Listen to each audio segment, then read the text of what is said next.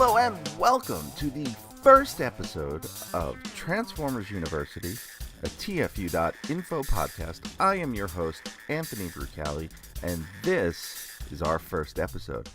And if you had a chance to listen to episode 0, I thank you. And if you didn't, I will give you a quick rundown of what was in it. We broke down what this podcast is going to be about and why we're doing it. And the quick answer is it's going to be about all things Transformers. And the why, well, I'm assuming you fall into two groups of people. Either you're like me and you love Transformers for everything that it is, or even parts of everything that it is, and you just want to learn more about it and maybe see things new in a new perspective, in a new light. Or you're in the other category of you've heard of it, you like it, or you don't like it, and you just want to know what the big deal is, why people like what they like, why certain things are special to Transformers fans, and what the big deal is. So we'll get into that too.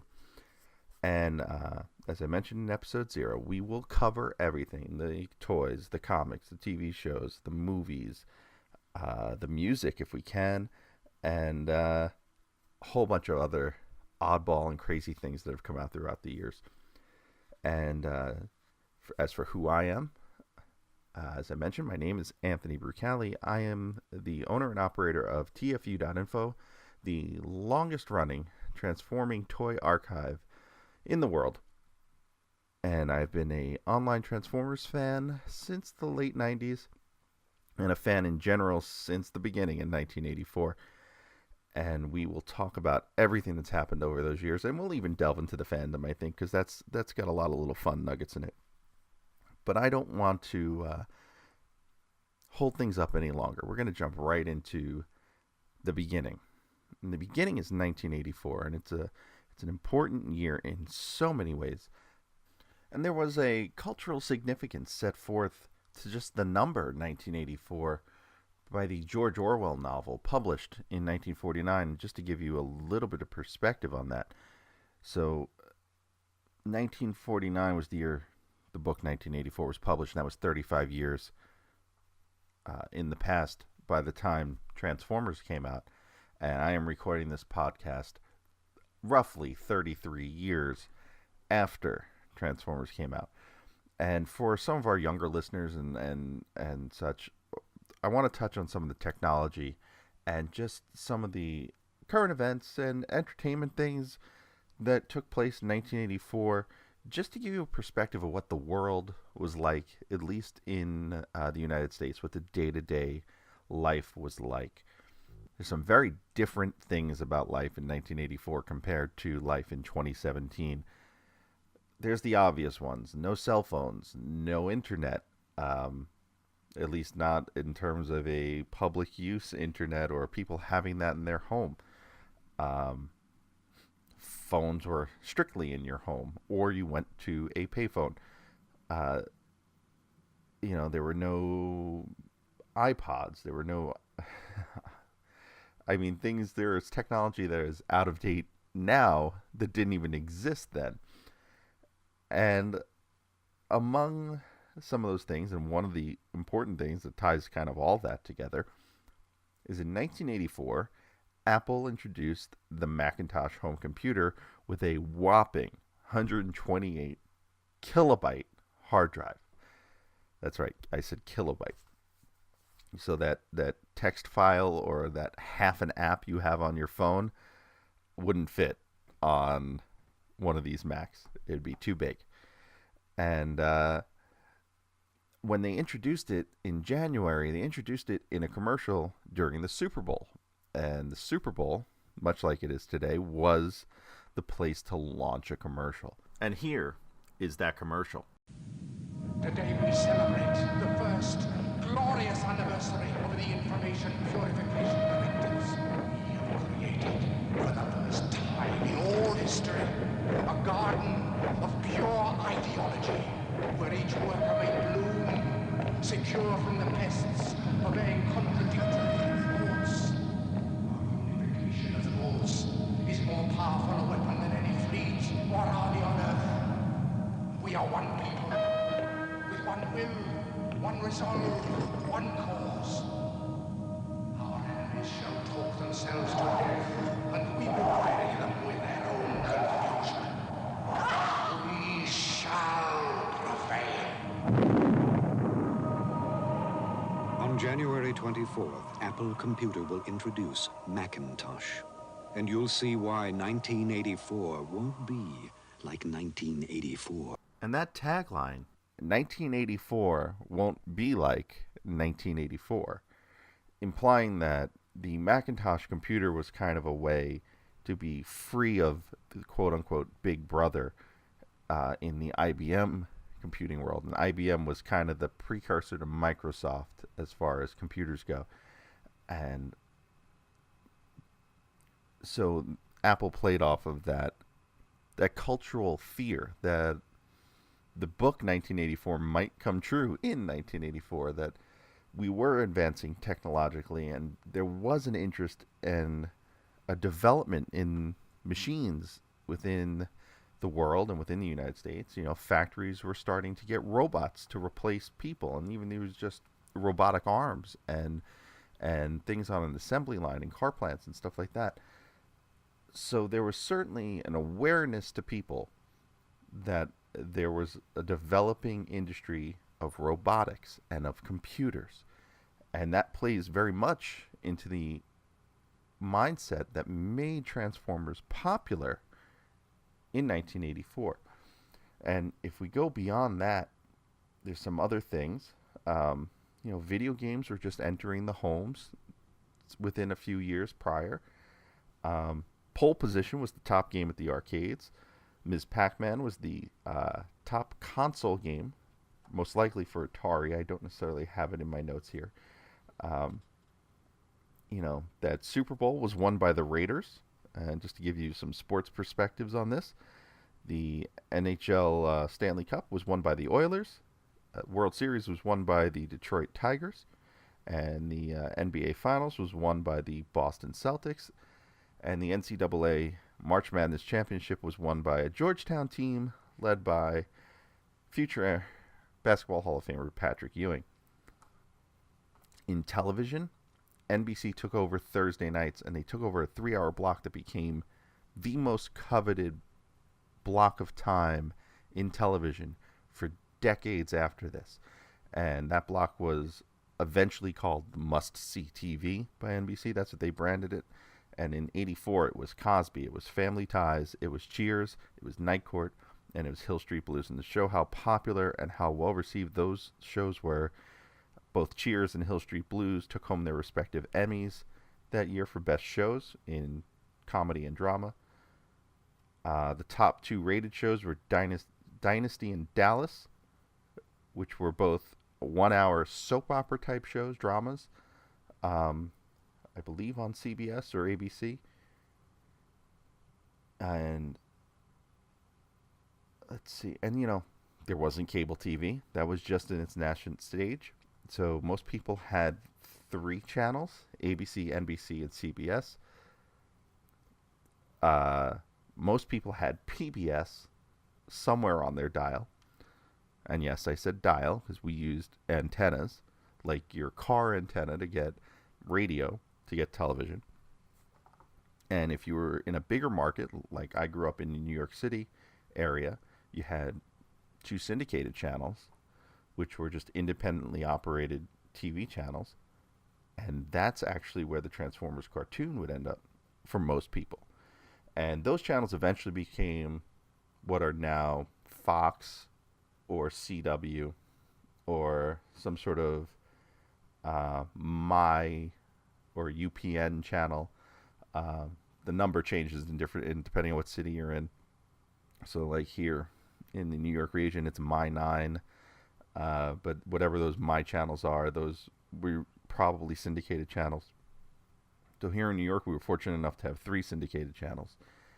And then, of course, there's all the deep syndicated channels on UHF. And now UHF was a different band of television frequency that you could tune in on your TV, and it was a lot harder to get those channels because they just didn't come in well. But you would find syndicated stations there, and these are the stations that would be the home, for the most part, to kids' programming. And we'll get to that soon, but let's just cover a few more things. In the world of movies, the top grossing movies of that year were Ghostbusters, Beverly Hills Cop, Indiana Jones and the Temple of Doom, Gremlins, The Karate Kid, Police Academy, Footloose, Romancing the Stone, The Search for Spock, and Splash. And Amadeus swept the 4 major categories at the Oscars. In music, the number 1 song of the year was When the Doves Cry by Prince. Michael Jackson had burned his face in a Pepsi ad in January of 1984 and still swept the big categories at the Grammys, taking home Single of the Year with Beat It and Album of the Year with Thriller. Every Breath You Take by The Police was Song of the Year, and Best New Artist went to Culture Club. Now that year, on the Billboard 200 album charts, only 5 albums topped the charts for the entire year. Thriller, the Footloose soundtrack, Sports by Huey Lewis and the News, Born in the USA by Bruce Springsteen, and Purple Rain by Prince. And in fact, Purple Rain was the top album the day the Transformers cartoon debuted. And this song right here by John Waite was the number 1 single on the day Transformers was released on television.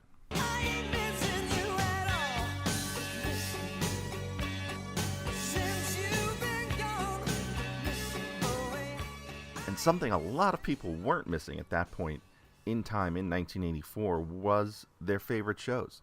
So this is a very, very important technological change in 1984. So before there was on-demand television and before there was DVRs,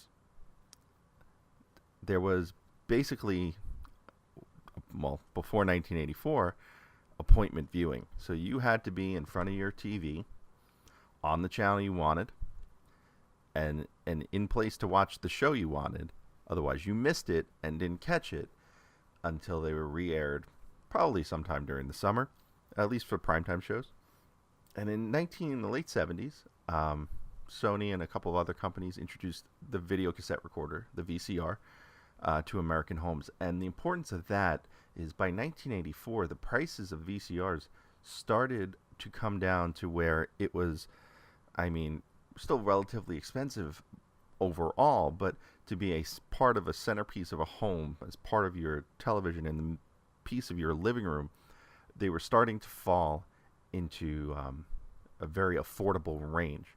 So I did a little digging. I found a New York Times article, and so in 1984, sales of VCRs were booming, even beyond 83. And you know what? And beyond that, into the middle and late 80s, it picks up even more, and the prices fall even more.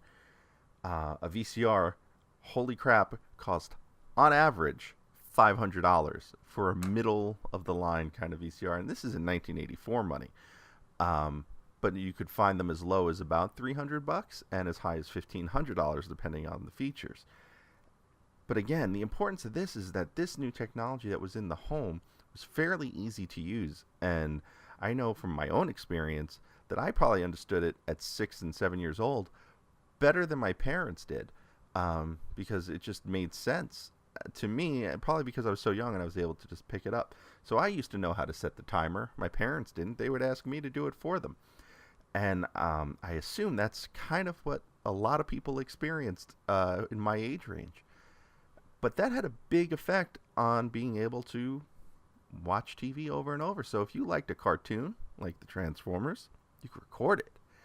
And then you could record the next one and the next one. And then on Saturday, when you were bored, you could pop in the tape and you can watch it while you're playing with your toys. So the VCR is a huge, huge part of why Transformers was successful in the 80s and continued to be successful later on. There was no internet. There was no instant way to have nostalgia about this other than talking with people or having some sort of relic like a videotape to go back and watch. Now, back to when the Transformers cartoon debuted, and we're going to sit with the cartoon for a little bit, but we will get to the toys, we will get to the comics. We will talk about everything over the course of this podcast's life. Maybe not particularly this episode, but we will get to as much as we can. So, Transformers debuted on New York City television, which is where I'm from, on September 19th, 1984. It was a Wednesday. George Burns and Catherine Bach were on the cover of TV Guide. And according to New York Magazine, which was kind of the other TV Guide in the area, it was the one that came with the Sunday newspaper. So if you didn't buy TV Guide in particular, and my mom, she loved TV Guide, so she subscribed. But my grandmother, she didn't want to pay for another magazine, so she would just get it in her Sunday paper. So just to give you an example of what New York Magazine was, there's an archive of old New York magazines on Google. And on page 143 of the issue that covers September 19th, 1984, we have the TV listings for when Transformers first ran on WPIX Channel 11 in New York, which is now CW11, but still WPIX.